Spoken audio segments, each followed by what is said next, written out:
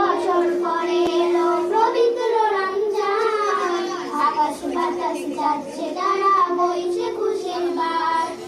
একটি বছর পরে এলো পবিত্র রমজান, আকাশ বাতাস যাচ্ছে তারা বইছে খুশির বার। পাপী দাপী ঝরবে গুনাহ মাগফিরাতের জোয়ারে, সারা দিনের ক্লান্তি ভুলে সুখটা নিব ইফতারে। সেহরি খাবো রাখবো রাত দিও মায়া আমারে, সারা দিনের ক্লান্তি ভুলে সুখটা নিব ইফতারে।